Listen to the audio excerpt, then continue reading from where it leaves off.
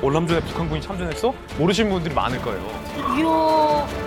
김일성 당시의 지시는 대한민국보다 더 무기와 장비, 군인들을 베트남에 보내겠다라고 김일성이 선언을 하게 됩니다. 하노이 상공을 평양 항처럼 사수하라. 공군, 공병대, 반항공군 뭐 이런 것까지 해서 무지 나가서 도와줬거든요.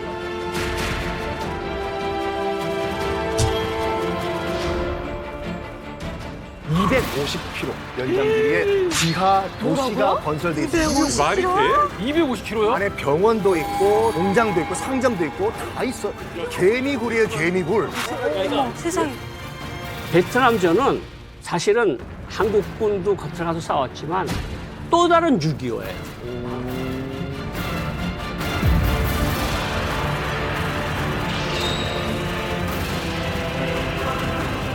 베트남 전쟁의 김일성의 이야기가 그런 거가 있습니다.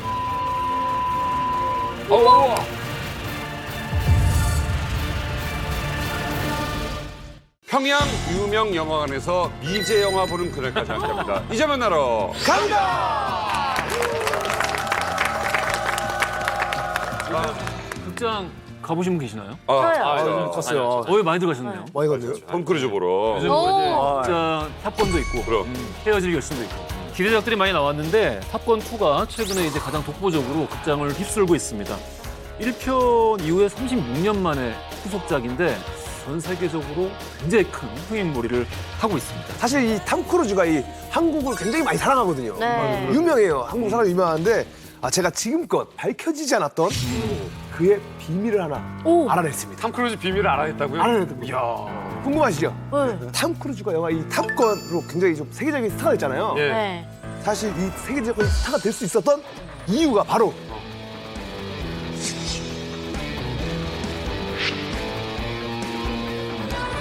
북한 때문이었다고. 네?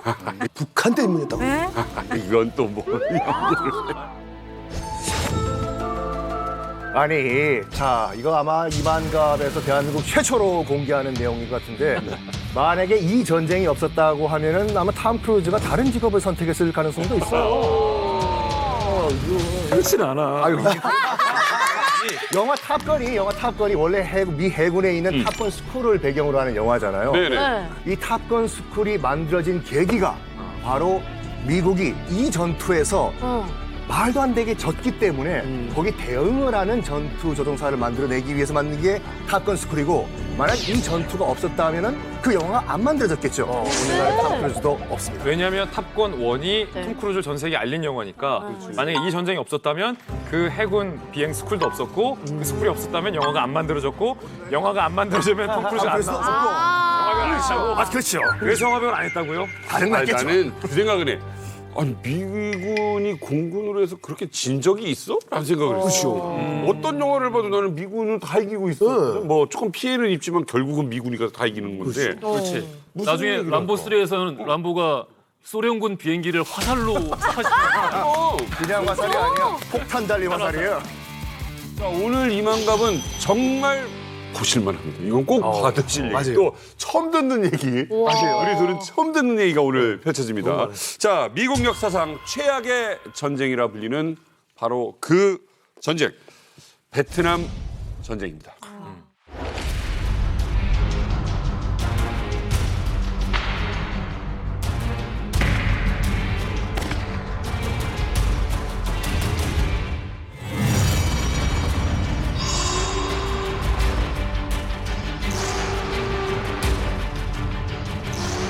우와, 쏟아붓는 거 봐. 폭탄 500만. 쏟아부어. 이야.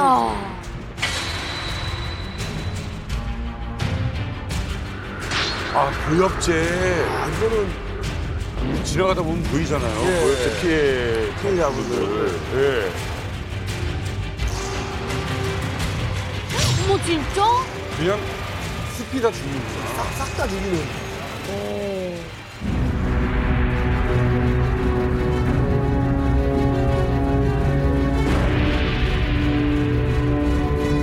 어머, 저 뭐야. 오, 너무했다. 네이팝한.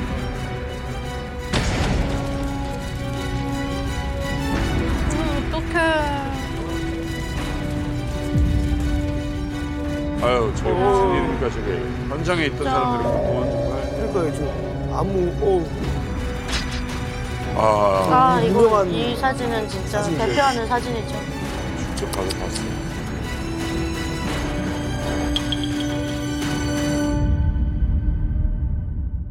베트남 전쟁에 관련된 기록물을 잠시 보셨는데요. 아무래도 가장 뭐랄까요? 지저분한 전쟁 중에 하나라는 평가를 받고 있기도 하고 그러다 보니까 거기서 발생한 여러 가지 민족적인 분쟁과 쟁점들이 있었고 거기서 출발한 또 하나의 비극적인 전쟁이 베트남 전쟁이었습니다.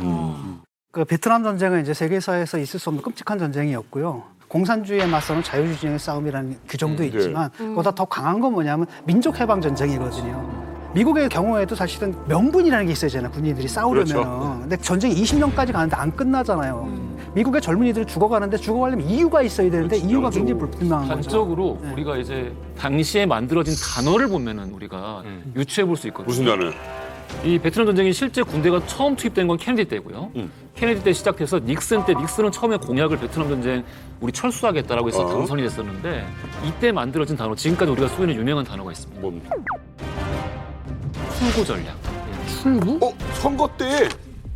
선거 때 많이 쓰는 용어잖아. 출구 전략. 그러니까 이 사람 연장 나중에 가자. 어떻게 하면 그만두고 예. 빠져나가느냐. 출구 전략이란 말이 이때 나오는데 닉슨 대통령이 어떻게 하면 미군을 여기서 덜 스타일 구기면서 그렇지. 베트남에서 철수할 수 있느냐를 고심하면서 나온 전략적이고 정치적인 단어가 바로 맞아요. 출구 전략.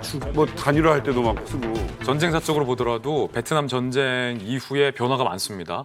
우리는 아직도 징병제를 하고 있는데 미국이 월남전 때까지만 하더라도 징병제였어요. 근데 월남전 이후에 징병제도가 폐지됩니다. 그리고 반전을 외쳤던 히피 문화를 확산시키는 영향을 이 월남전이 했고 또 우리나라로 따지면 우리나라가 파병을 했잖아요. 그런데 그때 우리나라가 6.25 전쟁 이후에 무기가 제대로 된 게 없었어요. 근데 그때 당시 미 공군과 미 해군이 보유하고 있었던 F4 팬텀이라는 최강의 전투기를 우리가 파병해주는 대가로 미국이 우리에게 제공합니다. 그래서 당시 우리나라 공군이 아시아 4위로 갑자기 전력이 상승을 해요. 급상승. 그게 바로 베트남 전쟁이 가져왔던 세 가지 변화입니다. 자, 오늘 베트남전에 관련된 이야기를 해보도록 하겠습니다. 휴민트 한 분을 모셨습니다. 베트남 전쟁에서 활약한 미군 지휘관들을 아주 가까이서 지켜보셨던 분입니다. 연합뉴스의 문관현 기자님을 모셨습니다. 반갑습니다.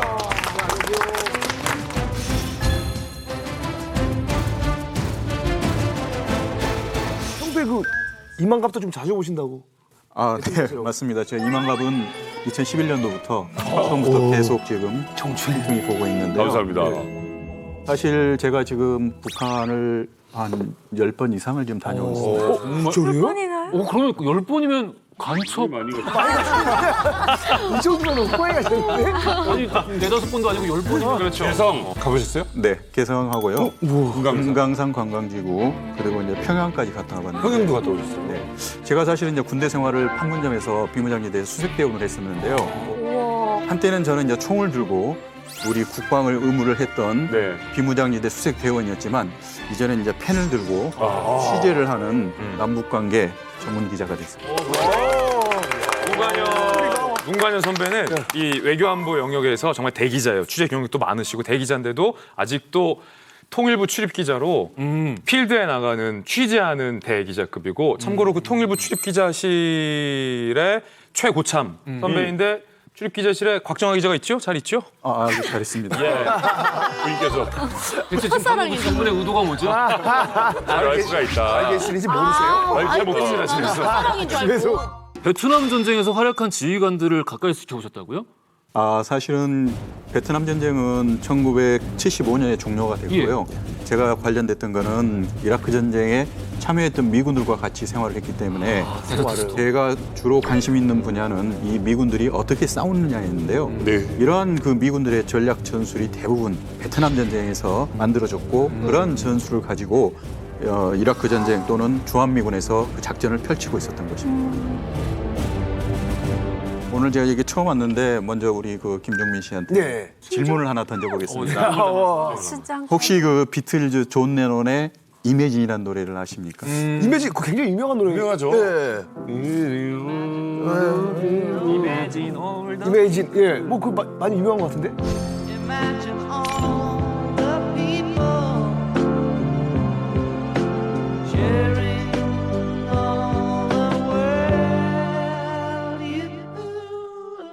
베트남의 주 활동은 반전, 평화 이런 걸 주제로 하고 있는데 맞아요. 1972년 8월 달에 뉴욕에 있는 메디슨 스퀘어 가든에서 네. 공연을 하는데요. 네. 군복을 입고 등장을 해요. 아니 무슨 평화를 얘기하는 사람이 군복을 왜 입고 나오냐. 특히 이제 그 존 레논 팬들이 당신이 말하던 거하고 다르지 않냐. 어떻게 군복을 입고 나올 수 있냐 그랬더니 존 레논이 이제 설명을 하는데 당시 이제 독일에 있는 그 프랑크푸르트 공항에서 간단하게 햄버거를 먹고 있는데 지나가던 그 한 시민이 자기한테 와서 아 저는 지금 현재 베트남에서 방금 전역한 미군입니다. 그런데 이제 군복을 입고 있으니까 존 레논이 옷이 되게 좋아 보인다 그랬더니 이 옷을 선물로 줄 수 있습니다. 그런 인연으로 해서 그분이 이제 그 우편으로 통해서 군복을 선물을 받았는데요. 72년도 뉴욕 그 공연뿐만이 아니라 그 이후에 모든 그 방송 출연을 하거나 주요 행사에 참석할 때마다 맞아요. 군복을 입고 다녔기 때문에 이게 거의 브랜드가 돼버렸습니다. Imagine all the people living for today. 제가 지금 군복을 하나 지금 준비를 해서 여기 나와봤습니다. 이 한반도 깃발이 있는데요. 어머 DMZ. 야 이 군복에는 이렇게 한반도, 그래, 좋아. 한반도가 있죠. 우리 태극기의 어떤 그 디자인처럼 북한은 빨간 걸로, 남쪽은 파란 걸로.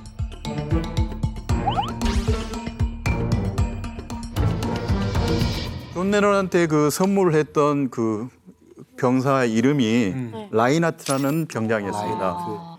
알고 봤더니 베트남이 아닌 주한미군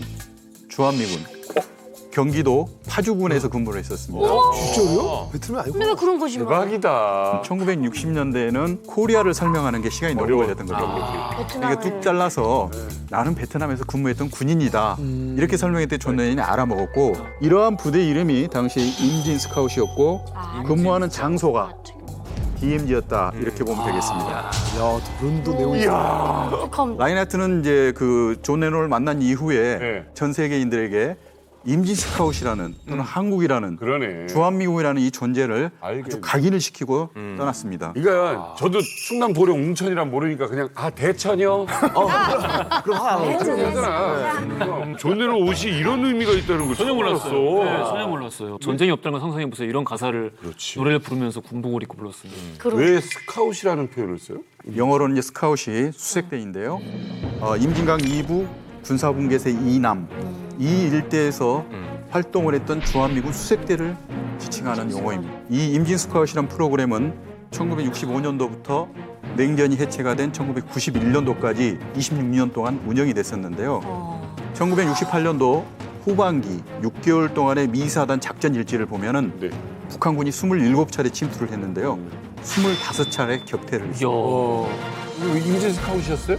네, 저는 91년도에 마지막 10월 달에 미션을 하고 제가 빠지면서 진짜? 임진 스카우트 제도가 주한미군 2사단에서 국군 1사단으로 넘어갔습니다. 그래서 저는 스스로를 마지막 임진 스카우트.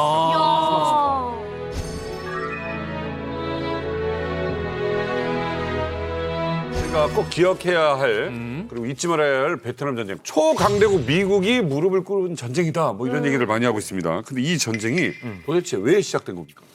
어떻게 이해하면 되는가 하면 북부 베트남은 공산 베트남, 남부 베트남은 민주주의 베트남. 딱 그냥 옛날 우리 한국하고 똑같아요. 맞아요. 북부 베트남은 중국, 소련, 북한 같은 나라들이 지원하고 남부 베트남은 자유진영이 지원하고 그런데 그냥 자유진영이 아주 대폭적으로 지원했던 남부 베트남은 그냥 멸망하고 만 거죠.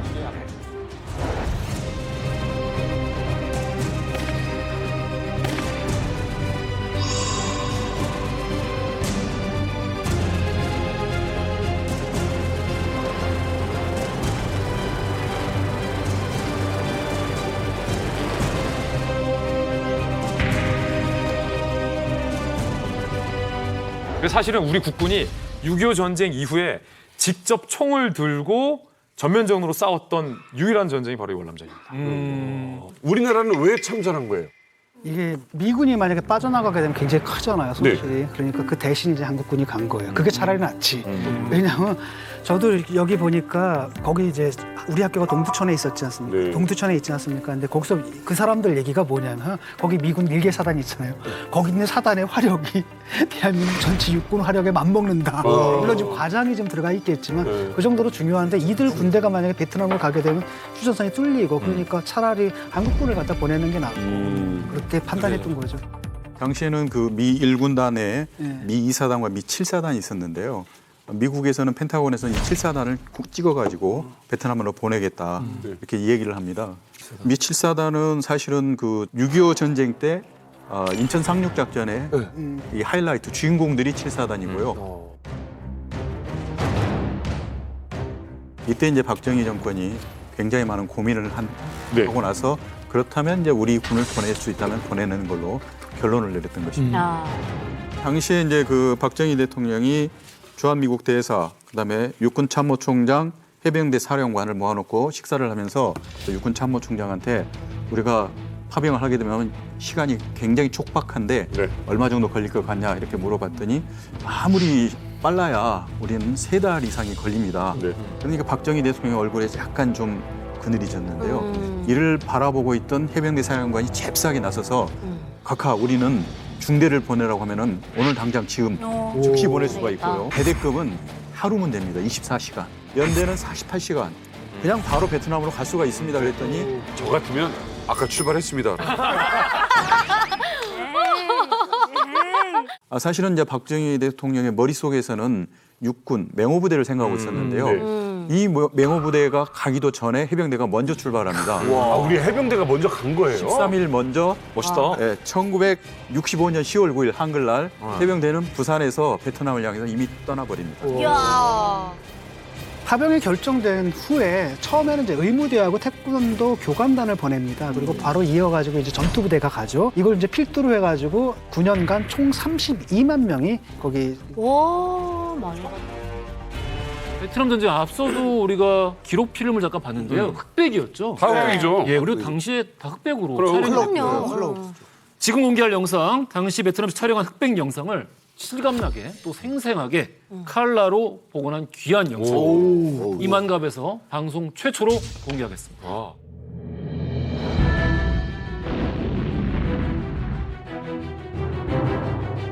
색깔 입힌 거예요? 복원 너무 잘해.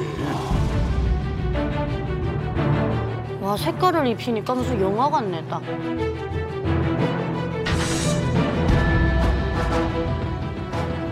이게 진짜 실제 화면이고 이게 오른쪽이 복원. 복원이고. 재수 좋네. 야 똑같다. 야, 기술이 대단하다. 아유, 젊은 사람들이구나. 아, 이게 우리나라 국군이에요.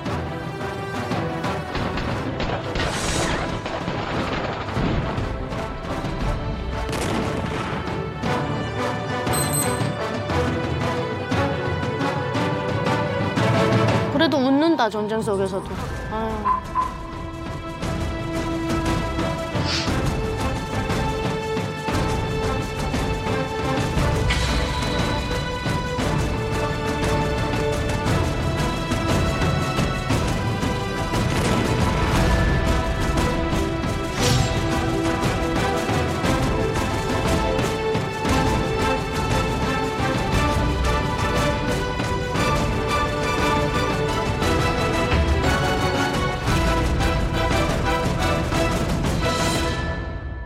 색깔을 입히니까 훨씬 더 좀 생동감 있다고 해야 되나? 실감나. 예, 실감 나고 약간 영화 보는 것 같은. 영화 보는 것 같아, 예. 진짜.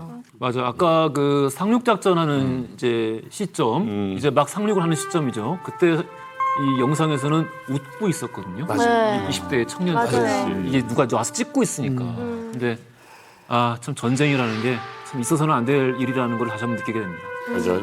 당시 베트남 전쟁에서 한국군의 이제 화력이 엄청났죠. 엄청나요. 왜냐하면은 이게 보통 정규적인 전쟁하고 개념이 다르거든요. 네. 게릴라전이잖아요. 그렇죠. 그치. 근데 미국이 갖고 있는 정식 전쟁의 개념하고 좀 안 맞거든요. 미군은 그냥 막 화력 때려 부시고 이렇게 정규적으로 전투를 하는데 근데 그걸 해줄 수 있는 게 이제 한국군이거든요. 그래서 한국군 같은 경우는 정말 구석구석 그다음에 터널 같은 경우는 아주 좁잖아요. 미군은 못 들어가요. 등치가 안 맞아. 거기 한국군들은 들어가기도 하고 그래서 아주 깊숙이 위험한 작전들을 도맡아 하다 보니까 이제 전공이 높을 수밖에 없고 또 하나는 그러다 보니까 민간인 피해도 굉장히 컸어요. 어느 마을에 진입을 하려는데 어디선가 총이 날라와. 근데 문제는 뭐냐 군인이라면 군복을 입고 있어야 되는데 군복을 안 입은 사람들이야. 라고 할 때 사람들은 뭐라고 그냥 공포 상황 속에서 다적으로 보이는 거예요.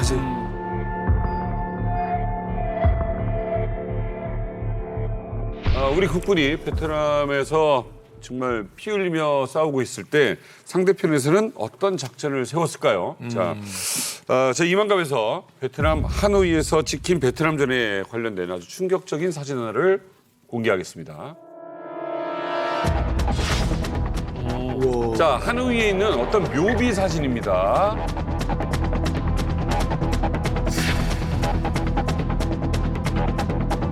한글인데 성이 리로 표시. 빨간 별도 있고요. 멸사라고 있어요. 저 이름 보시면 세 글자 우리 이름이죠? 리도인. 자, 이 사진 이상하죠? 뭐지 이게? 북한 묘비 같죠. 자, 하나의 한복판에 북한 사람들의 것으로 보이는 묘비가 왜 있을까요? 한 개도 아니고 14개입니다. 베트남 전쟁과 북한, 김일성이 꽁꽁 숨기고 싶어 했던 비밀. 대한민국에서 최초로 밝힌 사람이 있는데요. 그분을 만나봤습니다. 자, 북한군이 베트남전에 참전한 증거를 찾아냈다. 김동섭 교수입니다.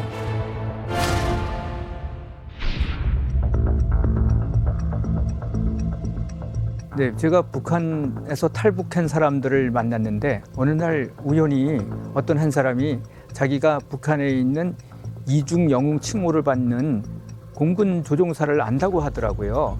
이중 영웅? 월남전에 참전해서 미군 팬텀기를 떨겨뜨리고 북한에 와서도 그 함경도 상공에서 정찰하던 미군 정찰기를 떨겨뜨린 사람이 있었습니다. 그래서 그 사람은 월맹과 북한에서 활동한 이중영웅이라는 칭호를 받았다고 그래요.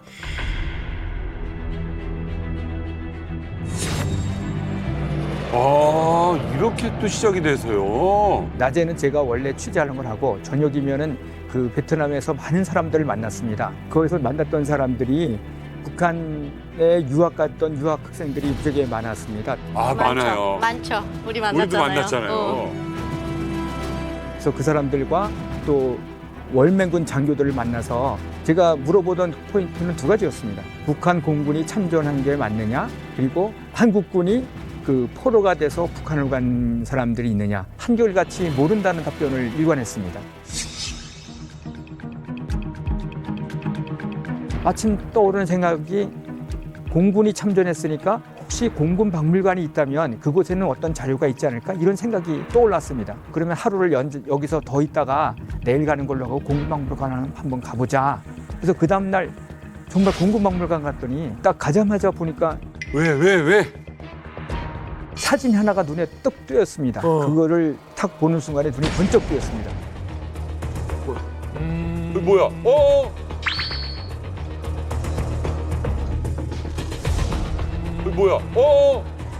공화국 인공기도 있네. 김일성 사진도 있고. 김일성 사진 밑에는 북한 인공기가 있고요. 호지명이 밑에는 월맹의 금성 홍기가 있습니다. 그리고 그 밑에 참선한 사람들이 북한 인민군 창건 기념일을 맞아서 호지명이가 준 선물을 북한 공군 조종사들에게 주는 것이라고 사진 설명이 돼 있었습니다. 이야, 기자는 기자야.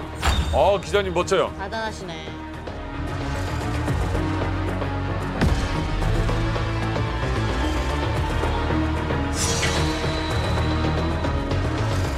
아, 96년? 그전에는 자료가 정말 하나도 없었어요.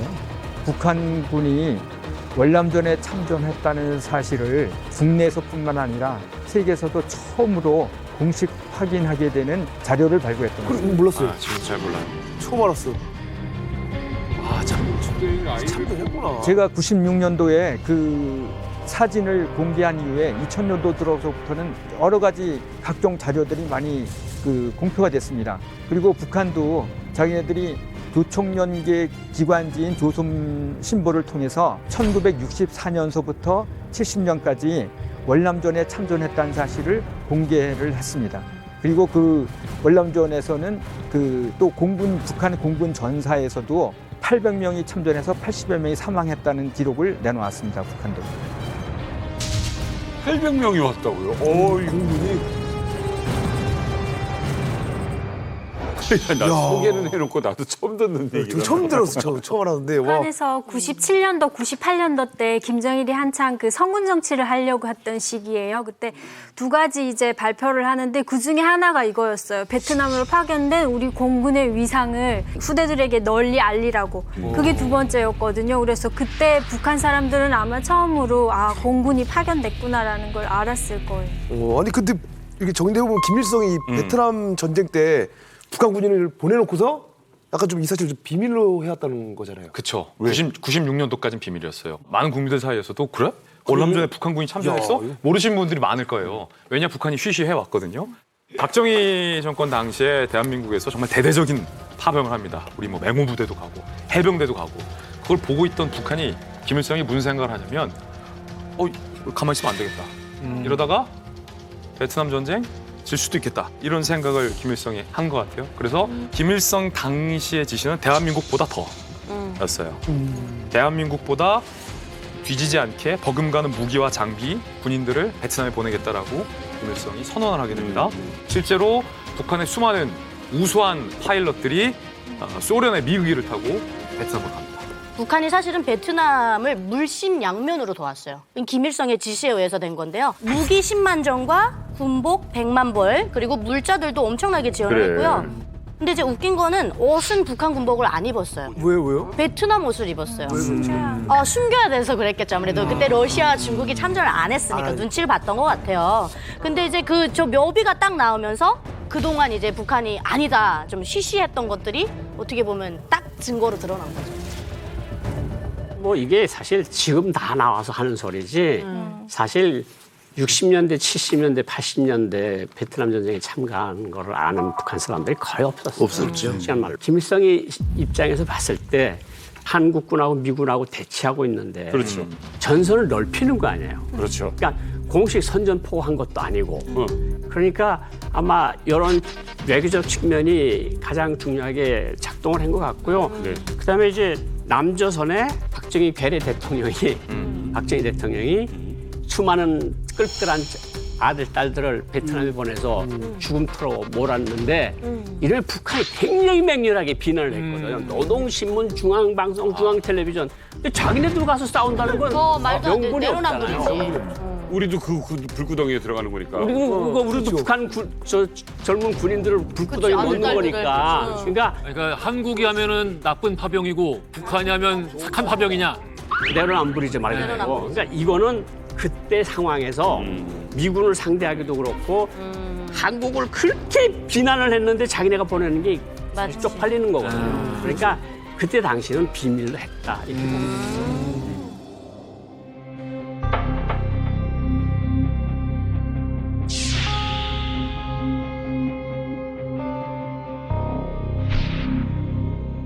베트남 전쟁에 참가한 여러 가지 목적 중에 하나가 조종사들이 훈련을 해야 되겠는데 실전 훈련을 베트남만큼 좋은 데가 없는 거예요. 오. 그러니까 미군도 죽일 수 있고 조종 기술도 배울 수 있고 어머머머. 그리고 미그 21을 지원도 받았어요.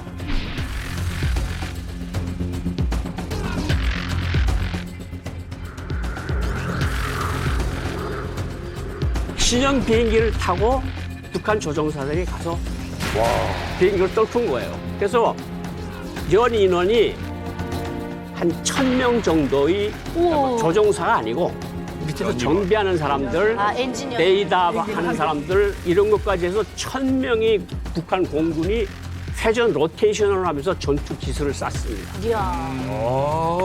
이해가 됐어요. 북한이 이제 베트남 전쟁에 참전하는 이유 중에 하나가 이런 것도 있었다고 하더라고요. 김일성이 203 비행연대가 참전을 했는데 거기에 가서 연설을 했는데 군인이라면 화약 냄새도 맡아야 되고 총소리도 들어야 한다. 그리고 또 니네가 참전을 해가지고 미국의 전략을 배워오라. 그래서 최종적인 목표가 있어요. 최종이 남조선 인민을 해방시키는데 그 전략 목표를 이제 이용을 해야 된다. 그러니까 니네가 참전을 해야 된다. 이런 연설도 했다고 하더라고요. 그러니까 이게 남조선에서 미군을 몰아내는 거 이것도 목표 중에 하나였던 것 같아요. 김일성의 생각은 사실 그랬습니다. 그 당 내부 자료나 외국부 내부 자료들에 보면 김일성의 그 세계혁명 노선이 뭐냐면 세계 도처에서 미제의 각을 뜨자. 아마 북한에서 본 사람 있었던 사람들은 다 알 겁니다. 왜냐하면 각 뜬단 말 미국을 그러니까 너무 큰 놈이잖아. 미국은 큰 놈이니까 거기 보면 조선 사람, 조선인민군이 있고越南 사람 같은 베트남 사람 같은 모자를 쓴 사람이 있고 쿠바 같은 모자를 쓴 카스트로가 쓰고 게바라가 썼던 모자 쓴 사람들이 그 한 5명이 서로 총창으로 미국을 찌르는 게 나와요. 그 포스터가. 근데 그 포스터가 세계 도처에서 미제의 각을 뜨자. 너가 아무리 세도 베트남, 조선, 쿠바, 니카라가 아프리카 등에서 미제의 각을 뜨면 미제가 망한다는 거거든요. 그러니까 이런 노선에서부터 출발해서 베트남 전쟁을 지원을 한 거예요. 자, 근데 여기서 이제 중요한 게 뭐냐면 누가 먼저 지원을 해달라고 했냐. 일단 그 상황이 어떤 상황이냐면 뭐 베트콩도 나오고 게릴라전도 나왔지만 1965년에 아이드랑 전투라고 꼭 기억하셔야 돼요.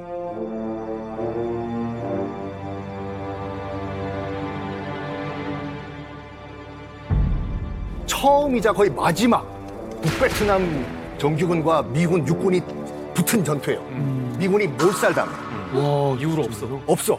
그것도 뭘 하냐면 브로큰 에러라고 그 코드가 있는데 뭐냐면 브로큰 에러. 지금 우리가 적에다 포위됐다. 공습을 때려라. 우리 죽어도 좋으니까 다 같이 죽자 우리. 이거를 미국 육군이 그 사령부에 무선을 보내요. 아니 얼마나 치열했으면 어차피 우린 죽으니까 다 같이 죽자. 쌓여 있으니까. 이때 이후로 미군은 지상전은 안 해요. 안 하면 뭘 하냐면 공중전만 합니다.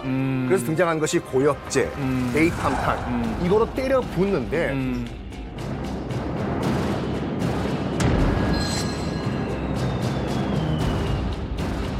북베트남군에서는 이 공군력에서 도저히 따라갈 수가 없는 거예요, 미 공군이. 그치. 지금 와서 뭐 네이팜탄을 융단 폭격을 해버리니까. 그래가지고 일단 먼저 소련과 중국에게 중공이죠, 당시에 이제 요청을 합니다. 공군 지원 좀 해달라고. 그렇지만 약간 거부를 해요. 왜냐하면 안 됐지만 우리가 개입을 하면은 3차 대전으로 발발할 수가 있다. 그래가지고 이런 상황에서 누군가 그러면 우리가 보내줄까라고 얘기한 것이 똔똔.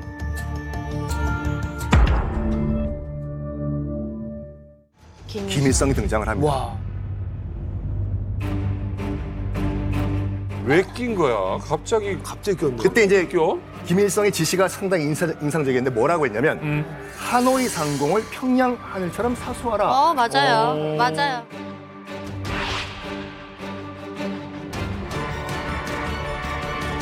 근데 이제 그 호치민이 여기서 등장을 하는데요. 이 호치민과 그 북한의 관계가 아주 특수한 관계인데요.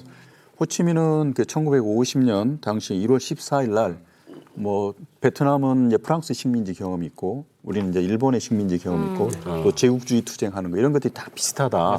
동질감을 느낀다. 그래서 북한하고 정식 외교 관계를 수립하자고 정식 제의를 합니다.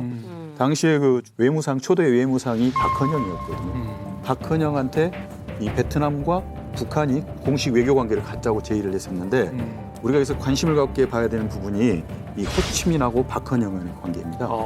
이 박헌영은 사실은 여러 가지 독립운동을 하다가 다시 그 러시아로 망명을 했었는데요. 1920년대 후반에 러시아에서 레닌 국제학교를 다닙니다.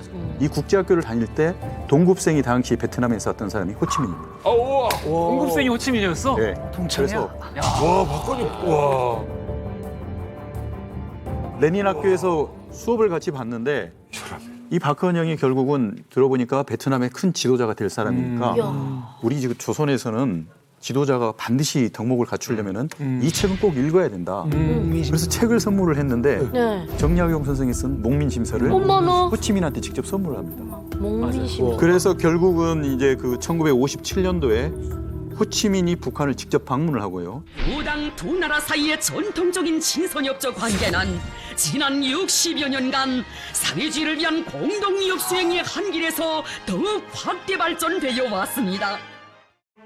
1년 뒤인 58년도에는 김일성이 베트남을 직접 방문을 하는데 이처럼 서로 간에 긴밀하게 서로 유대 관계, 연대 관계, 형제 관계를 만들어가고 있을 때 아주 그 일화가 있는데 얼마나 그러면 김일성과 호치민이 서로 긴밀한 관계였냐. 이게 1965년 5월 19일 이날이 이제 호치민의 생일날이거든요.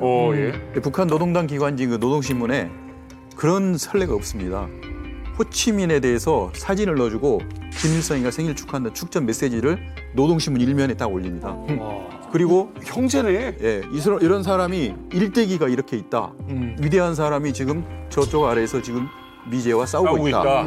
그래서 이런 사진, 심지어는 사설까지 써가지고 노동신문 사설까지 써가지고 호치민은 위대하다. 이 정도로 북한과 그 베트남은 아주 연대를 했던 것을 우리가 알 수가 있습니다. 네, 이 김일성과 이 호치민 이 묘한 관계가 이 세계사에 엄청난 기록을 남깁니다. 이 베트남전 당시에 이 찍힌 몇 장 안 되는 사진이 북한군 사진들을 어렵게 한번 가져와 봤습니다. 한번 함께 오시죠.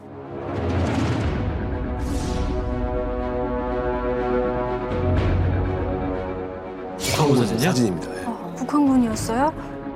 어머 너무 말랐다 사람들. 많아. 와, 맞지. 호치민 호치민 아니에요? 같은데 가운데? 그렇네. 그러네요. 야, 이게 지금 비행기에다가 무기 연결하는 것 같아요.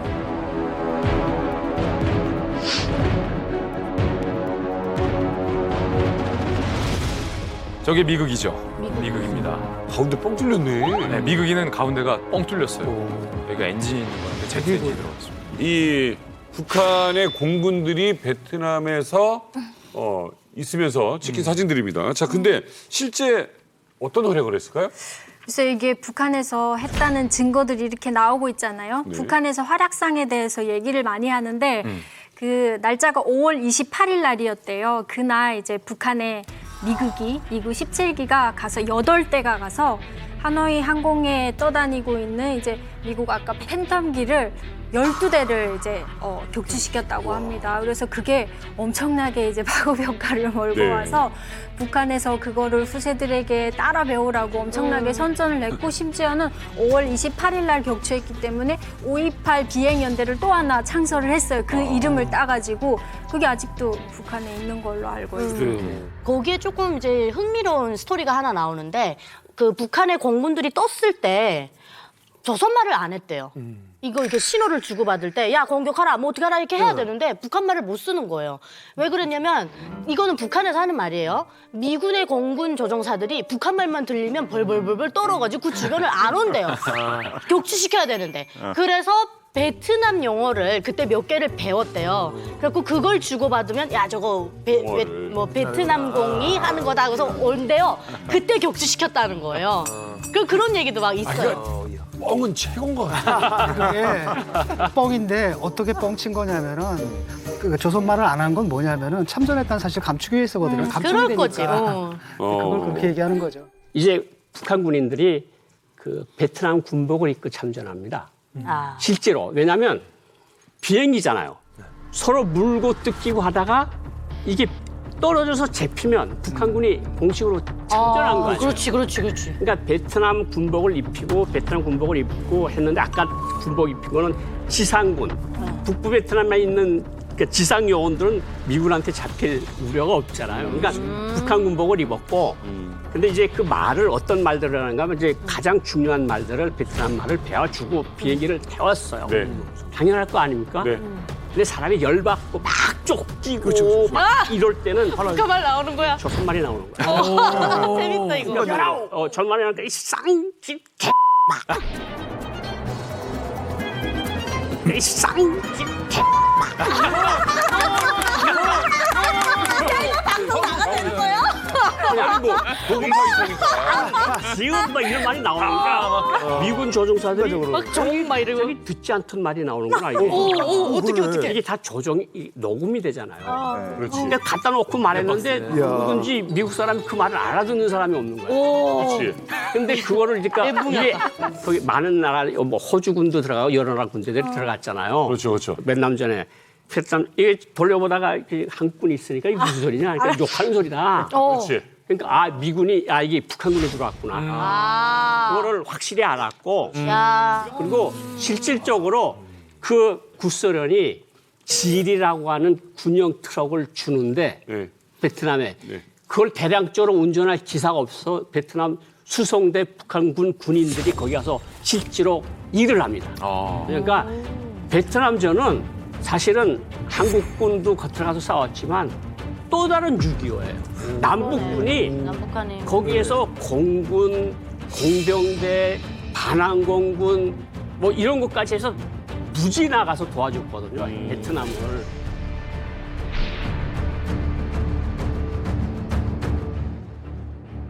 베트남전에서 이제 어떻게 보면 이제 굴욕을 겪었잖아요, 미국이. 이제 자존심 상해서 이제 파일럿 프로그램 새로 만들었는데 이제 그게 탑건이잖아요. 예. 아니 근데 저는 궁금한 게 미국이 결국 북한 공군한테 이렇게 좀 쩔쩔맸다고 하는데 이게 사실인 거예요? 이게 난 그렇게 미국 국립해군 항공박물관에 분석 자료가 있습니다. 그러니까 1968년도에 그 베트남전 그 미 공군과 이제 북한군의 미그 21 이 도그 파이트를 연구한 그 논문이 있거든요. 네.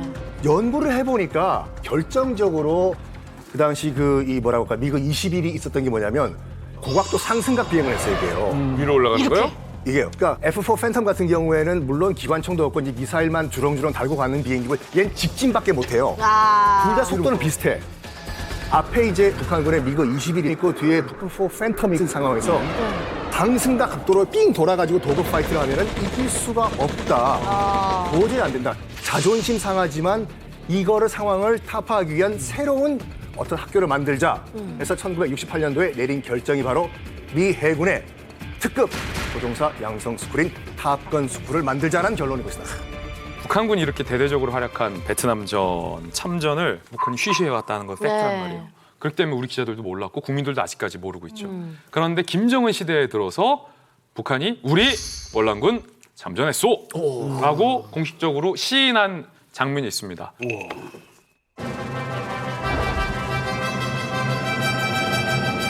2018년 9월 9일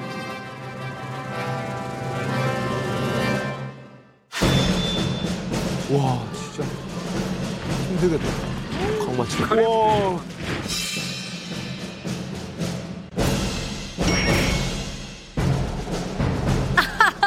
뭐야?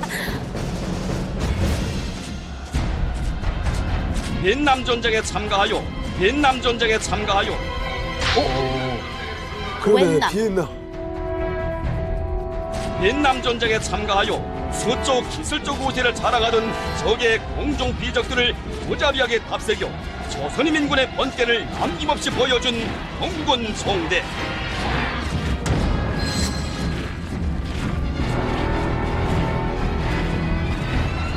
이게 2018년에 북한의 열병식에 김정은 시대에 들어서 김정은이 처음으로 인정을 한 거예요. 근데 이 영상이 공개돼서 너무나도 슬그머니 자기들이 우리가 사실은 베트남전에 파병했었어도 아니고 베트남전에서 우수한 기술을 자랑하던 미국 괴뢰군을 박살낸 우리 비엔남 공군 부대. 스스로 선전을 해버린 거예요. 그래서 그때 당시 우리 기자들뿐만 아니라 외신 기자들도 일대 멘붕이었어요. 아니, 북한이 월남전에 참전했었어? 난 사실을 2018년까지만 해도 몰랐던 분위기가 다수였던 거죠. 아니 김정은 시기에 들어와가지고 사실은 좀 색다른 행보들을 많이 보여주고 있어요, 김정은이. 그리고 선대 수령들이 이제 갔잖아요. 그러니까 이제 더 이상 그들의 후광에 가려져서 자기의 정치 스타일을 숨길 필요가 없거든요. 이제 숨길 이유가 없어진 거예요. 자기는 김정은식의 정치 통치 스타일을 보여주는 거니까. 그래서 그때 열병식 하고 5개월 후에 2019년도에 그 베트남에서 웬남 무슨 정상 뭐 이런 회담한다고 막 북한에서도 엄청 홍보를 했는데 그때 이제 트럼프 대통령과 김정은이 만나는 회담을 했는데 그때 이제 그 세계적으로 관심사가 그거였어요. 아까 그 묘비 있잖아요. 전쟁 참전했다 14명. 거길 참배를 하느냐? 거길 가느냐 안 가느냐를 굉장히 관심 있게 봤었어요. 결과적으로는 안 갔어요. 안 갔어. 저는 뭐 사실 북한에서도 살았고 외교관 생활을 하고 여기서도 뭐 연구원에서 한 28년을 북한 연구했는데 미국은 한참 조금 하노이 회담 결렬 전이거든요. 왜 이거를 갑자기 공개했을까? 그래서 전 김정은 속은 아직도 모르겠어요. 아직도 잘 알다가 모르겠는데 근데 사실 제가 뭐 여기 베트남 소리가 나왔으니까 한 가지 제가 김정일 씨 워낙 좋아하니까 예. 한 가지 물어볼게요. 좋죠. 북한이 제일 잘하는 게 뭘까요? 제일 잘하는 거. 세계에서 제일 잘하는 게.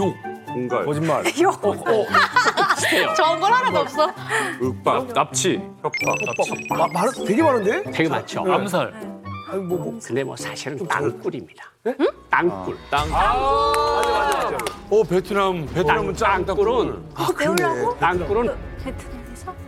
북한만큼 잘 파는 나라가 없어. 다들 그렇다고 하더라고요. 베트남보다도 더 잘 파?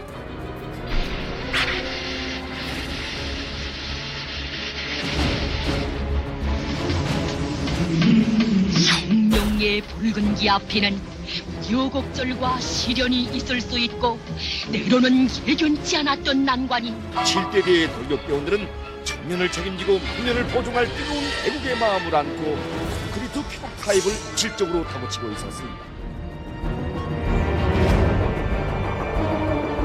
베트남에 미군 폭격이 시작이 되니까 베트남이 북한에 요청을 해서 공병대가 들어갑니다.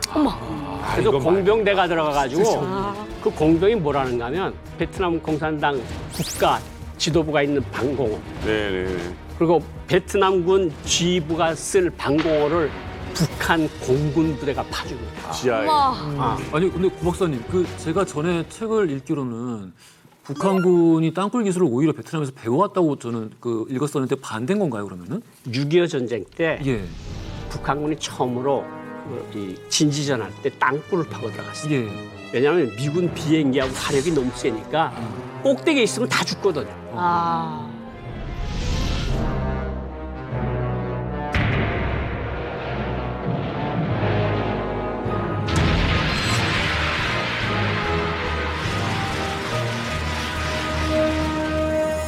북한군이 찾아내는 게 그냥 두더지처럼 뚫고 들어가는 거야. 그러니까 폭격하고 포격할 땐 들어가 있다가 끝나고 왁 들어오면 다시 나와서 싸우고. 이게 북한군이 거기서부터 땅굴을 해가지고 여기서 1땅굴, 3땅굴, 4땅굴 나왔고 예. 그리고 베트남 가서 땅굴을 해줬고 미얀마 있죠. 네. 미얀마 가서도 제일 많이 도와준 게 땅굴 파준 거예요.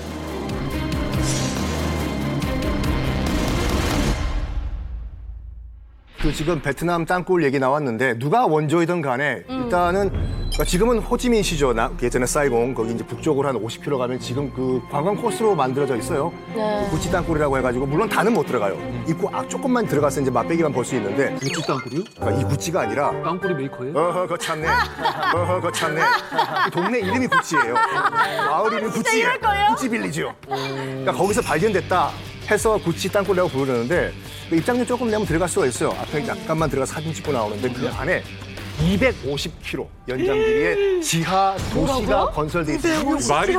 250km요? 안에 병원도 있고 공장도 있고 상점도 있고 따로 다 있어. 250km 괜히 나라가 있는 그러니까 안에 밑에 어떻게 이겨? 관련 영상 한번 보실까요? 진짜요? 영상도 있어요? 250km?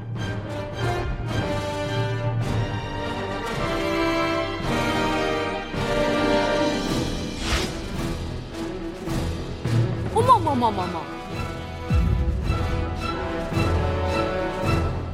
250km. 차 타고 가야 되는데. 그러니까 차 타고 달려도 3-4시간. 못 이겨. 이러면 어떻게 이겨? 저런 데인데 어떻게 찾아?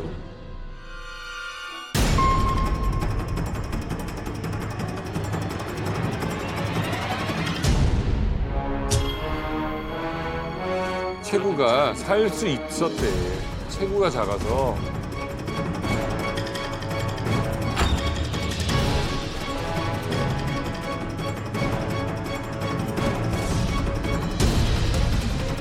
어머, 불도 떼고.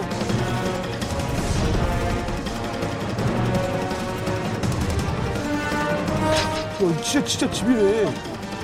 데도 있고. 우와.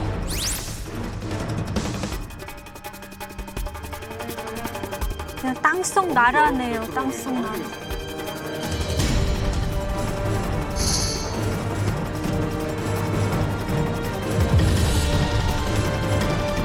요게 입구예요. 이야, 완전 조그매. 옛날 사람들이라 가능하지, 야. 우와, 이걸 들어가. 근데 저길 들어갈 때 얼마나 공포스러웠을까. 봤어? 돌아가? 인디애나 존스야. 어머, 무서워. 어머, 무서워. 함정이었어. 아니, 그러니까 저렇게 게릴라들이 저 땅굴 안에서 게릴라 전술을 쓰니까 미군으로서는 고엽제 전술 같은 정말 무리수를 쓸 수밖에 없었다. 아, 맥락이 이해가 가네요. 군사학적으로는 보통 뭐라고 얘기를 하냐면 시간을 지배하는 자가 공간을 지배한다. 그다음에 시간과 공간의 지배를 빼앗긴 자는 어떻게 하느냐? 그럼 시간과 공간에서 철수한다. 지하로. 최고다. 또는 보통 사람들 틈으로. 게릴라전. 학교 때 이 전술에 대해서 배웠는데 베트공이 왜 미군들을 그렇게 소탕할 수 있었냐면 일단 미군이 생각 못한 게 그 날씨를 생각 못했다는 거예요. 그 세계 역사 선생님이. 근데 이들이 어디 있었냐면 야자수 꼭대기에 올라가 있었고 땅굴에 들어가 있었대요. 그리고 이제 이 미군들이 나중에는 이 베트남 사람들이 쓰는 이 모자를 쓰기 시작했대요. 이게 그렇게 햇빛 차단을 잘한다는 거야. 그래서 이걸 쓰고 싸워가지고 자기네들끼리도 막 쌌다는 거야. 이 모자만 보고. 네, 막 그런 얘기도 있었어요. 근데 이제 이것뿐만 한 게 아니라 지상군에 들어와가지고 그걸 했대요. 심리전. 심리전을 했다고 아마 그 대상이 우리 한국군 병사들 아니었겠습니까?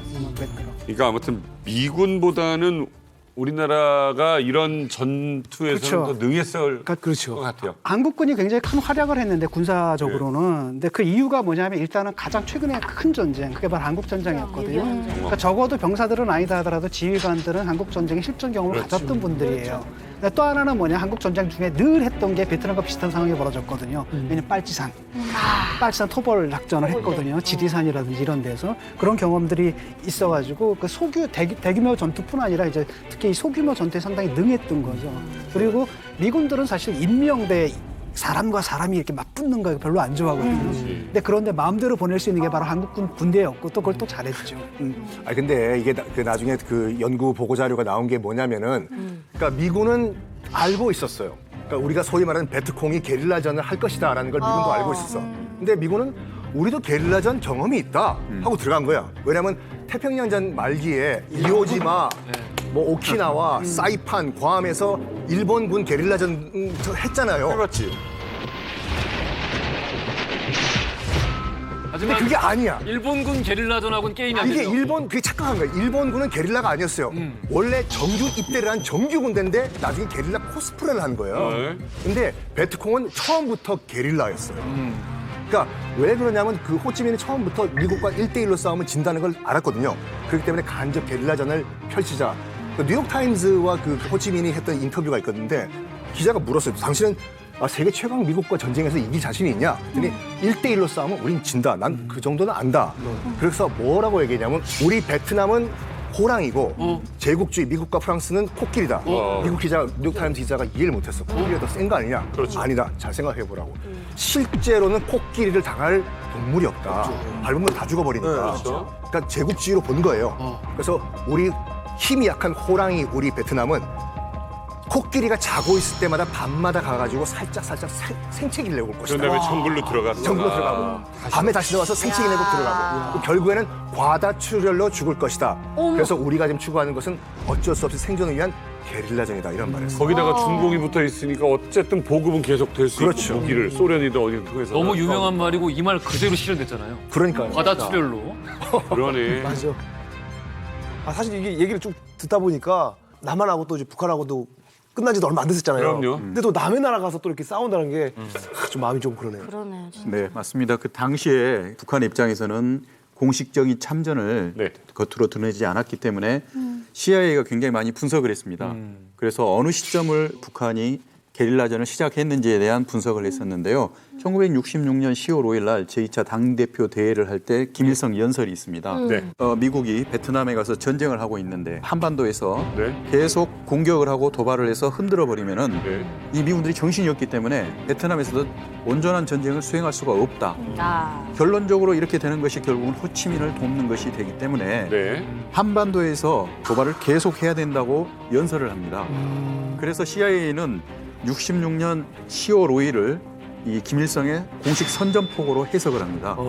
그래서 69년 12월 3일까지를 현재 미국에서는 세컨드 코리안 워, 제2의 한국 전쟁이라고 전쟁 용어를 현재 쓰고 있습니다.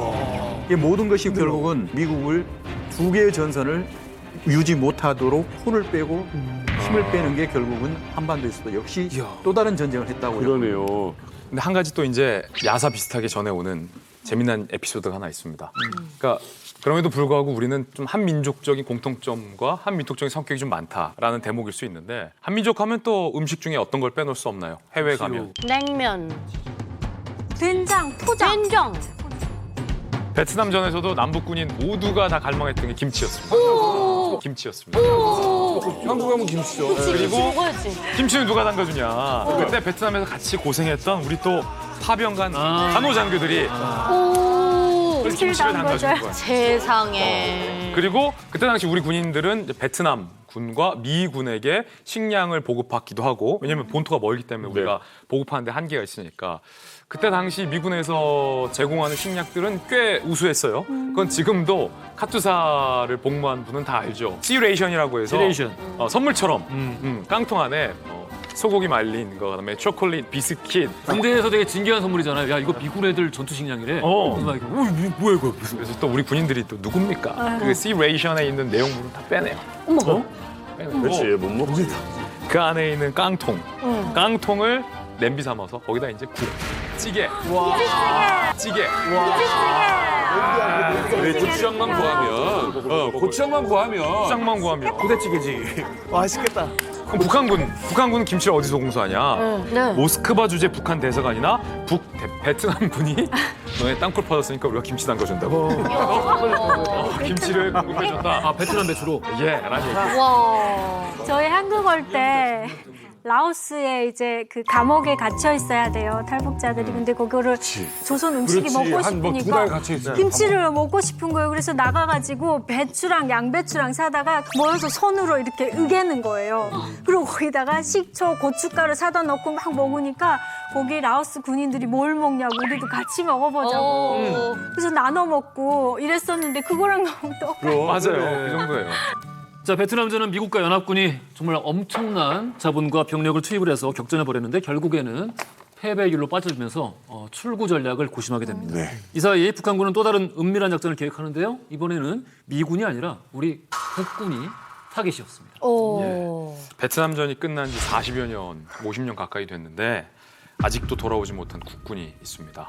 바로 21세 안학수 하사의 이야기인데 못 돌아왔다. 못 돌아왔어요. 전쟁이 끝나갈 즈음 안하사가 한국에 있는 고국에 있는 가족들을 만날 생각에 당연히 설레겠죠. 편지도 씁니다. 가족들이 보고 싶다. 가족들도 안하사를 만날 일을 손꼽아서 기다리고 있었던 그때쯤이었습니다. 그런데 갑자기 서울에서 안학수 하사의 부모님을 어떤 남성들이 찾아갑니다. 그리고서 청천벽력의 소식을 전해줍니다. 귀하의 아들 안학수 하사는 베트남전에 참전하던 중에 월북을 선택했습니다. 월북했다. 또 뭔가 느낌 안 좋다. 고국을 배신하고 북한을 택했다라는 청천벽력 같은 소리를 전해주는 겁니다. 당연히 가족들과 부모님은 믿을 수 없었죠. 심지어 6개월 뒤 서울이 아닌 평양의 방송과 신문에 아들이 등장합니다. 야. 조국과 김일성 원수님의 따뜻한 품에 안긴 나는 지금 무한히 행복하다 라는 멘트를 평양 방송에서 날립니다. 그때 가족들의 심정이 과연 어땠을까요? 저거 고지고대로 믿었을까요? 그래서 제가 안학수 하사의 친동생을 직접 만나고 돌아왔습니다.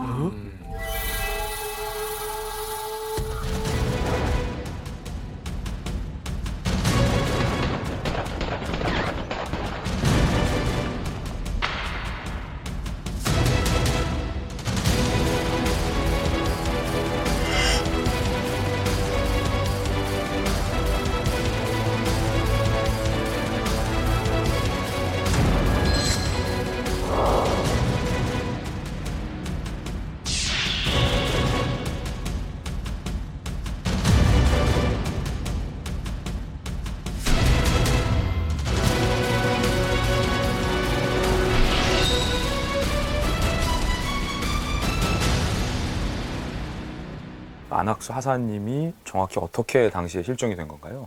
2년 근무하고 마지막 공무 출장을 하노이에 갔습니다. 거기 가서 주로 부대 생필품하고 의약품을 수령하는 업무를 했는데 베트공들한테 포로가 됐어요. 사이공 현 호치민에서.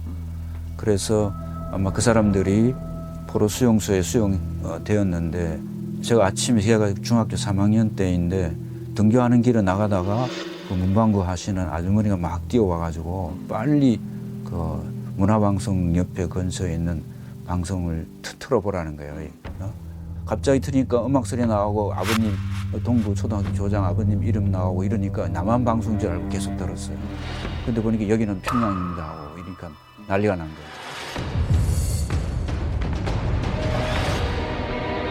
형님이 평양방송에서 뭐라고 방송하던가요? 그때 당시?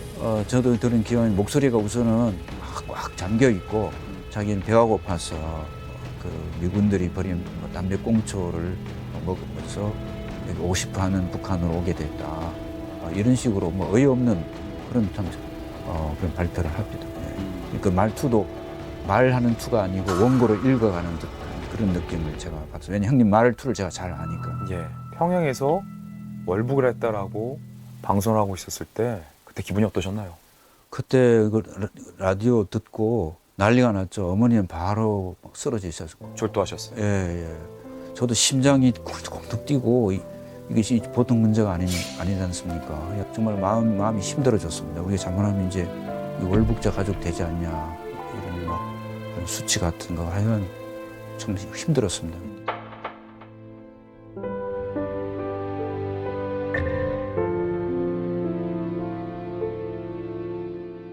그 뒤로 형님에 대해서 추가 소식이 들려왔나요? 정보부에서? 없었어요. 그러다가 4월부터 업무가 중앙정보부에서 보안사로 바뀌었다면서 보안사 요원들이 찾아와서 우리 교장 간사로 뒤에 보니까 뒷주머니 권총 차고 와서 우리 좀 깜짝 놀랐습니다. 그랬더니 굉장히 그 분위기가 달라지는 거야. 안학수는 월북자하고 대통령을 그 모욕하는 무슨 말을 했다고 뭐 그런 이야기를 하면서 뭐 처음에는 갔는 게 그 양동이 뒤집어 씌워놓고 야 돌림빵 그래서 난 돌림빵이 뭐냐 그러니까 양동이 뒤집어 씌워놓고 앞에 한 7명인가 8명이 돌아가면서 때리더라고요. 그때가 몇 살이었나요? 제가 그게 고등학교 1학년 때. 고등학교 1학년을 보안사로 직접 끌고 가서? 예. 거기서 이제 제일 내가 힘든 것이 그 고춧가루하고 소금 탄 물에다가 머리를 막 지박고 그리고 권총을 가지고 2번이나 여기 이마 대놓고 바른 말 해라.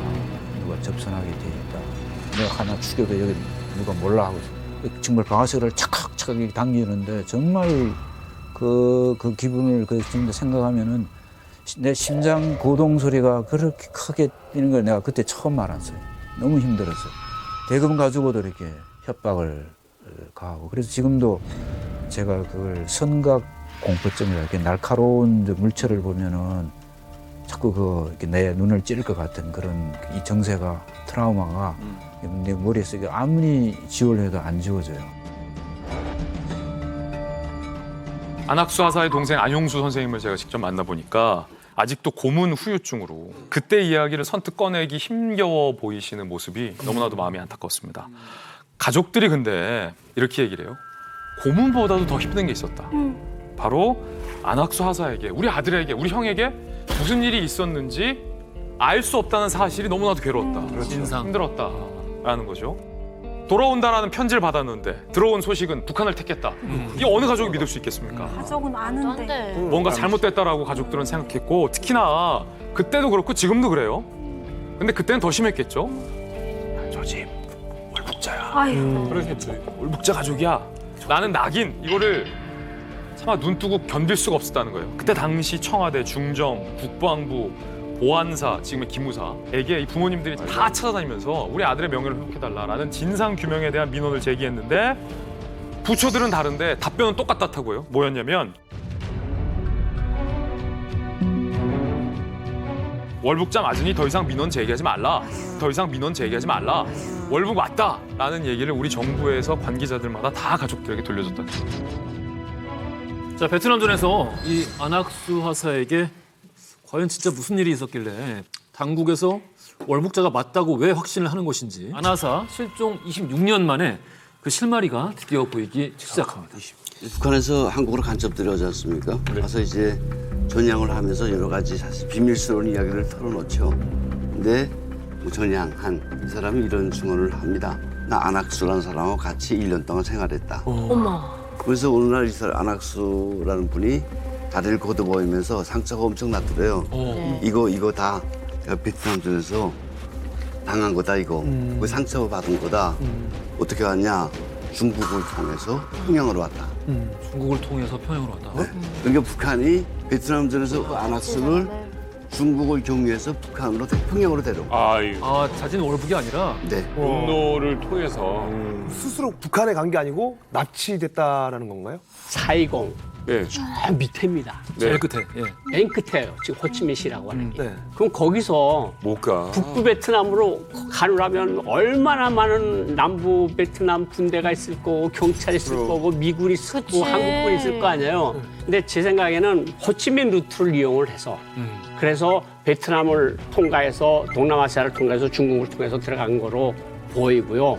왜냐하면 어떤 사람이 도움이 없이 호치민 루트라는 울창한 그 열대 수림 같은 걸 뚫고 가지 못하거든요. 그러니까 여기서 또 한 가지 이게 민족적 비극이기도 한데 여기에 제가 평양외고학원이라는 데 다닐 때 통전부 대표로 베트남에 나가 있던 사람 아들이 우리 같은 반이었는데 베트남에 거의 한 100명의 아나운서 심리전 요원들이 나갔어요. 그럼 뭐 했는가 하면 한국군을 상대로 심리전 방송을 하는 거야. 베트남까지 가서? 그렇죠. 그리고 베트남 이것도 어쨌든 또 다른 반미 전선 아니에요. 북한으로서는. 그런데 뭐 그런 말까지 좀 있었어요. 그러니까 급수에 따라 다르지만 베트콩하고 북부 베트남군한테 우리가 $3,000 주겠으니까 한국군을 납치해서 우리한테 넘겨라. $3,000씩. 이게 가능성이 제일 높아. 그렇죠. 이게 가능성이 제일 높은 거죠. 그러니까 거기서도 치열하게 남북이 다투는 과정에서 결국은 안학수하서가 희생물이 되지 않았나. 저는 그렇게 생각합니다. 지도만 놓고 봐도 그 사람이 혼자서 갈 수가 없어요. 거기를. 귀순자의 증언이 맞다면은 이게 빨리 조사해서 아나운서를 데려와야 하는데 이 가족들이 얼마나 애가 타겠습니까? 그래서 아까도 뭐 여기저기 민원을 넣어봤지만 돌아오는 대답이 굉장히 차가웠죠. 이 빨갱이 가족 주제에 왜 자꾸 전화냐? 당시에는 뭐냐면 뭐 납치고 이런 걸 생각하는 게 아니라 일단은 북으로 넘어가게 되면 일단 의심부터 받아요. 그러니까 나는 정말 공산당이 싫어요라고 말하면 죽지 않은 이상은 오히려 의심을 받는 그런 상황이었던 거죠. 국익 차원에서 젊은 청년들을 그것도 정말 수많은 청년들을 사지로 이렇게 몰아세웠는데 거기서 목숨을 걸고 싸운 군인에 대한 예우가 이거밖에 되지 않는가. 이제 씁쓸합니다. 네. 자, 어쨌든 근거를 대라. 이런 가족에게 정말 다시 한번 간절한 어떤 기회가 찾아옵니다.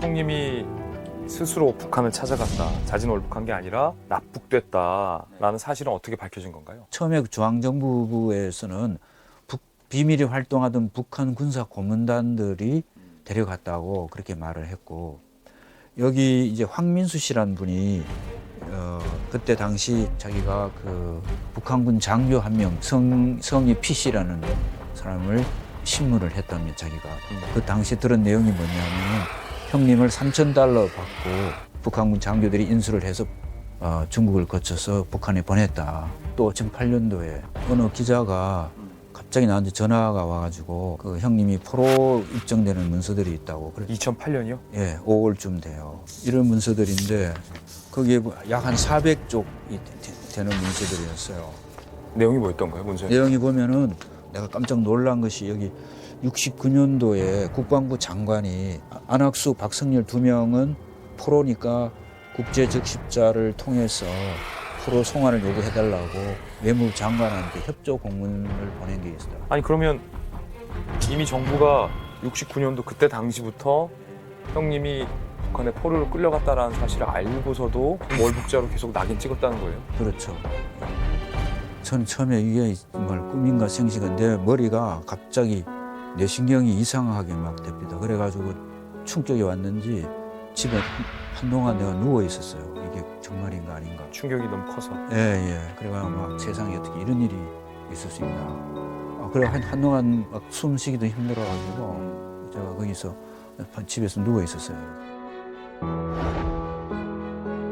제가 동생 이제 안용수 씨를 만나서 직접 받아온 그때 당시 외교부 문건을 스튜디오로 가져왔습니다. 두 가지 문건인데 겉장에는 이렇게 돼 있어요.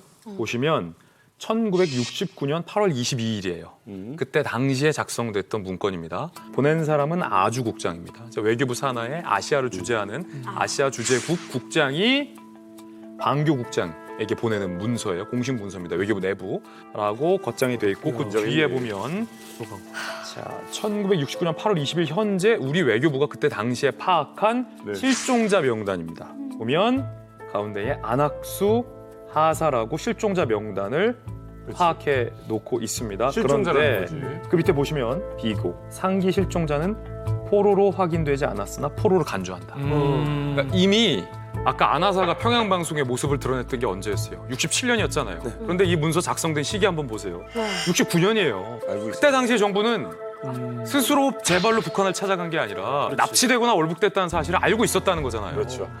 안학수 가사 부모님은 그 수십 년의 세월을 어떤 심정으로 보냈겠습니까? 정부가 나라가 한 참전 용사와 그 가족에게 이러면 안 되는 거잖아요. 이 시대에 우리나라는 국시가 애국이었는데 왜 시민들이 나라를 사랑하는 것만큼 나라는 시민을 사랑 안 해줍니까? 문제는 이거예요. 당시 이제 이세호 파월 한국군 사령관이 공식적으로 박정희 당시 대통령에게 이렇게 보고를 합니다. 베트남 전쟁에서 국군 포로는 단 한 명도 없습니다. 라고 공식 보고를 했어요. 한 명도 없다고요? 한 명도 없다라고 공식 보고를 했는데 공식 보고를 했던 그 상황에도 저 문건이 지금 작성되고 있어요. 알았어요. 알았음에도 불구하고 은폐를 한 거죠. 어쨌든 세월이 흘러가지고 저 사실이 문건이 공개가 됐잖아요. 그래가지고 2008년도에 정부 합동조사단이 베트남 현지에 가가지고 조사를 해요. 2008년이요? 2008년도에. 그럼 명백히 이제 국방부가 잘못을 한 거지 않습니까? 그럼 우리 잘못했다라고 인정을 해야 되는데 납북됐을 개연성이 아직 높다. 통일부에 납북자 판정을 넘기겠다라고 끝까지 책임을 남한테 넘기는 모습을 보입니다. 결국 통일부에서 납북자 판정 심의를 통해서 안학수 하사 납북자로 인정을 합니다. 아.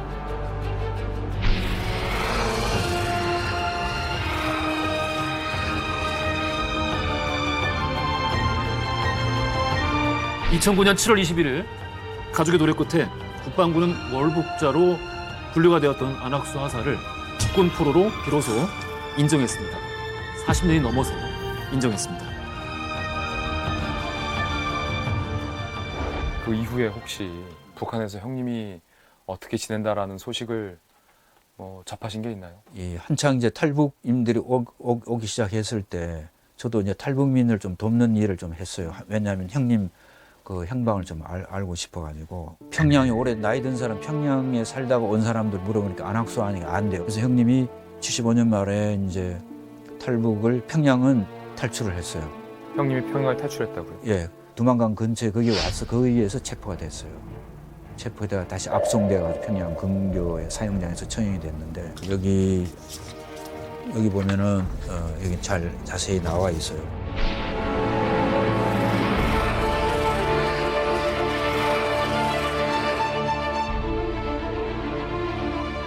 그러면 이걸 가족한테 통지를 한다거나 국방부 나름대로 조치를 취해야 되는데 알고서도 이거 그대로 은폐해놓고 아니 76년도에 보안사가 이미 알고 있었어요. 형님이 탈출하려다 붙잡혀서 처형됐다는 사실을 알고 있었다. 예.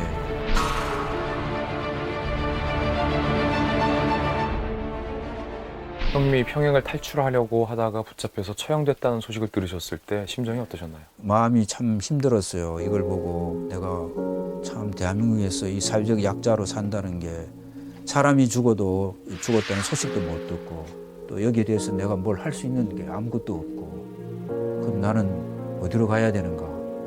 자꾸 그런 마음이 힘들기만 하고 자꾸 우울증이 반복적으로 자꾸 심하게 오고 좀 마음이 더 힘들어졌어요.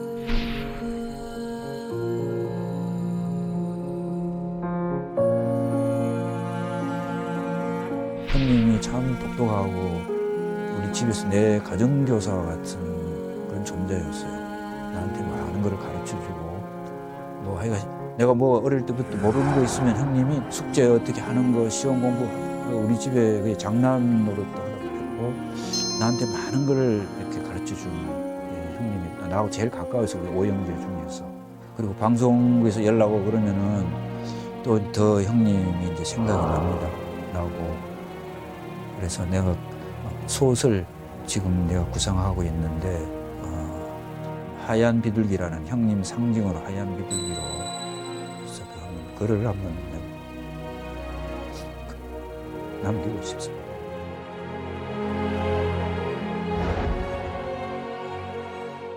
안학수 화사는 이제 평양에서 탈출을 해서 북중북격 만주 지역으로 해서 탈출을 시도하려고 하다가 결국은 잡혔어요. 잡혀서 평양으로 다시 끌려가서 거기서 이제 간첩죄로 총살형에 처해졌어요. 이게 뭐냐? 이게 평양에서 탈출을 하자마자 평양 시내에 막 확성기로 간첩 안학수를 잡아라는 확성기까지 막 부을 정도로 혈안이 돼서 결국은 잡혔는데 이 모든 증언들 뭐 이런 사실들을 한국의 이제 그 기무사라는 곳에서 다 알고 있었음에도 불구하고 전혀 어떠한 조치도 취하지 않았다는 거에 참 충격적이고 안타깝죠. 참 그렇죠. 미국 같은 경우에는 자유주의 국가 아니겠습니까?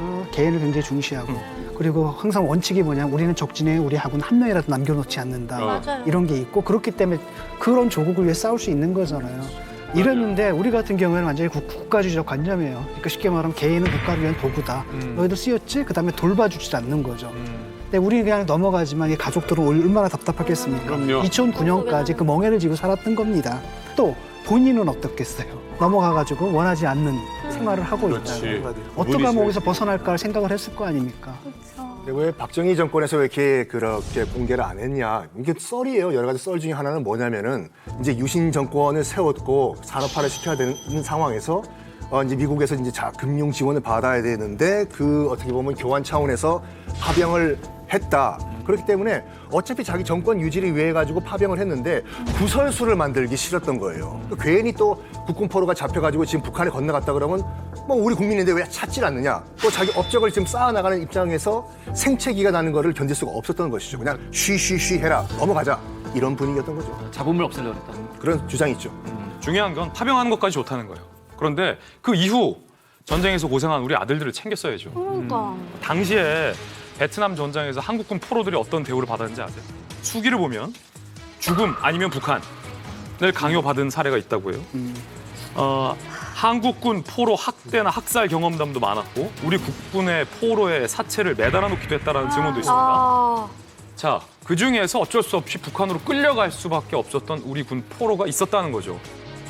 우리 장병들이 엄청난 희생을 치르긴 했지만 사실 우리 한국 경제에는 베트남 전쟁이 엄청난 뭐랄까 특수라고 해야 될까요? 발전의 계기를 제공해 준 게 사실이죠. 그래서 그때부터 이제 한국이 엄청나게 고도 성장을 하기 시작합니다. 항상 전쟁을 하게 되면은 우리 한국 전쟁이 났을 때 일본이 엄청나게 경제 성장을 하지 않습니까? 그런 효과가 있었죠. 다른 한편으로는 뭐냐면 거기서 돌아오신 분들 있잖아요. 처우를 거의 안 했던 겁니다. 제가 어렸을 때 기억이 나는 게 뭐냐면 우리는 상이용사라고 불렀어요. 맞아요. 거기서 부상당한 분들이 이제 불구가 되시지 않았습니까? 그러니까 일을 못 해요. 그러니까 이제 여기저기 집집마다 돌아다니면서 그 동냥을 했죠. 그 모습을 보면서 이제 가슴이 아팠고요. 또 하나가 뭐냐면 외상후 증후군 기억나는데 대학교 1학년 때거든요.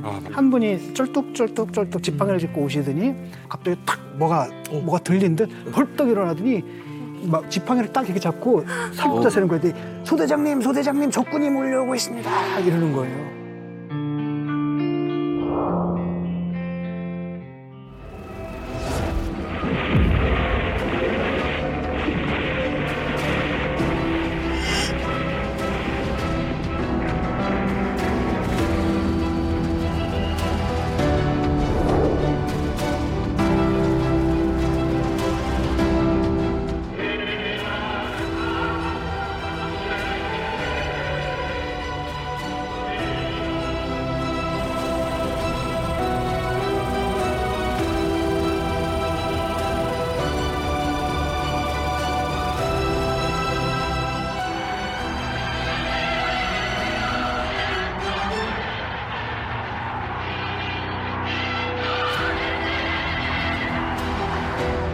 평화 십자군으로서 월남 전선에서 격격한 전공을 세우고 그 용명을 만방에 떨친 4월 국군 장병들의 대선을 중심으로 환영하는 바입니다.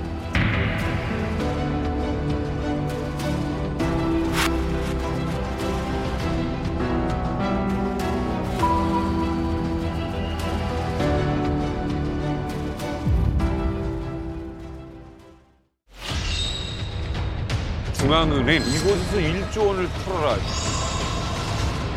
바이러스를 통해서 방글라데시 중앙은행의 메인 시스템에 무혈 입성합니다. 돈이 어디 가장 많이 입금이 돼 있는 게 파악이 됐어요. 실제로 소니 픽처스가 북한에 의해서 해킹이 돼요.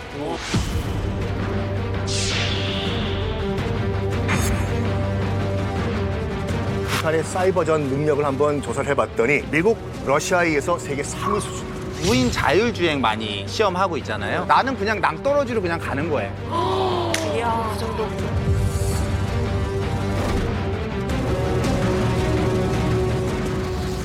채널 A